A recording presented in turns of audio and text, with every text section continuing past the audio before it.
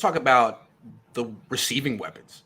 I mean, you could argue the Niners have maybe the best collection of receiving weapons in the league. I mean, they're up there, but every single one of their guys has an issue.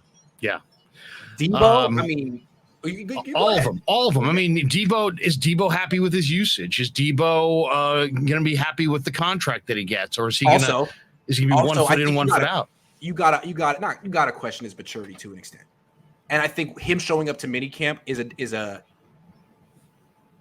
him addressing that. I think there's a question: how's he going to act when he gets money, when he gets a lot of money? Because he was very erratic this offseason. So I would have to say happiness, but also maturity. That's a question. Ayuk is interesting because I didn't have a lot of questions about Ayuk coming into last year, but then last year provided a whole level of questions because what happened in the first half of the year, and whatever it was is going to happen again. Is he going to fulfill this incredible potential that he has? He's got long arms. He's got great frame. I really think I've seen him put in the offseason reps with Trey, so I know he's a hard worker. Now it's just a matter of, can he make that next step and fulfill that potential and become a true number one receiver? I think he's got potential there, but can he fulfill that potential? I think it's a question. Yeah, absolutely. Then you got George Kittle, who hasn't really fulfilled the promise that he showed in his first contract. I mean, I think the Niners were sort of expecting more the last couple of years. I mean, he's very good when healthy, but that's not all the time. So there's a health concern with a tight end who's very physical and is turning 29 this year. Yeah, I mean I love Kittle, and I think Kittle is the heartbeat of the team, but everybody at their core is one or the other. He's not a run around you, he's a run through you guy, and that's a concern. Can he stay on the field? The old saying, you can't make the club in the tub. Can he stay on the field? It's my only question. This is one of the best all-around tight ends I've ever seen. Receiver, blocker. He's the emotional leader. He'll make the big 3rd and 6 catch. I think in some ways he's the best 49er tight end I've ever seen. Better than Brent Jones, better than Vernon Davis. But he's got to play. He's got to get out there. So that's his big question. Can he stay on the field? Yeah. And then you got Ray McCloud, who's really tearing it up in practice, but there's no tackling in practice. And his issue has been fumbles in his career. Right. And that's big because did he fumble 6 times last year? He fumbled 6 times last year. I mean, imagine what will happen this year if he fumbles 6 times again. Oh, it won't be good. No.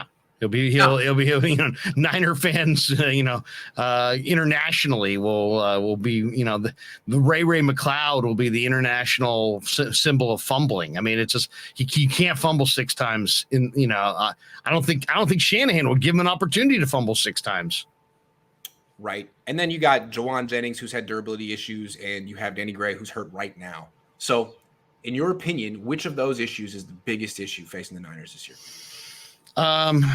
Well, that's a great question. I would say it's probably Kittle's ability to stay healthy, because Kittle is the guy who he's as I said, I mean, he's an awesome player. He wants to run through you. I love that about the guy, but sometimes your greatest strengths can be a weakness.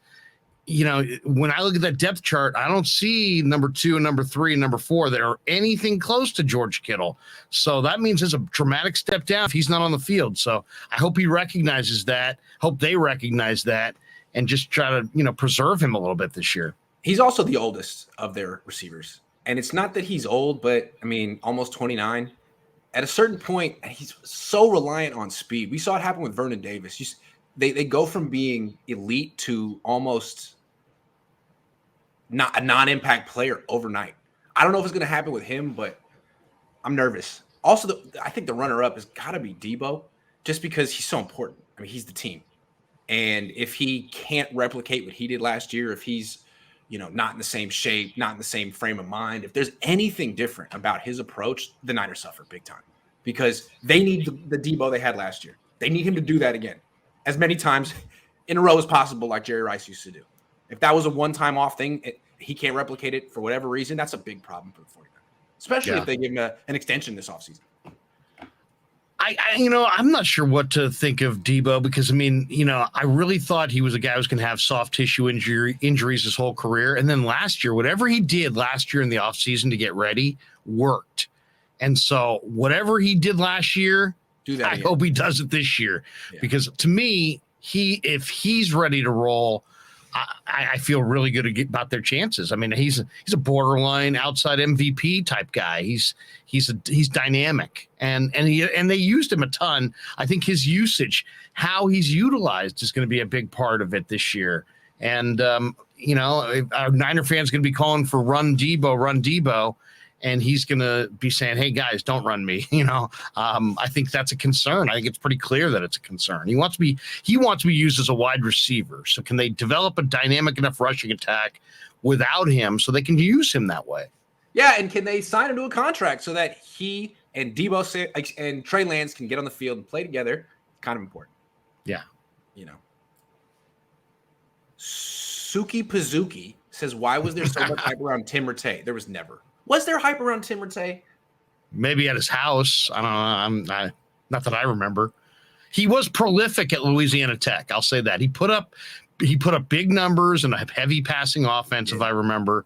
But and they pushed out Jeff Garcia to anoint him, which was just brilliant. And he had a couple good halves of preseason games. I mean, that's really all we're talking about. Sorry, Tim. I don't know who hyped you up. Spider Niner says, do you believe you need a top 10 quarterback to win a Super Bowl? I mean, you don't have Nick Foles. I mean, there are exceptions, but it helps. I would think so. I would say, you know what? Generally, I would say the answer to that is yes. Yeah. We can talk about the exceptions, but generally the answer is yes. And maybe more like top 5.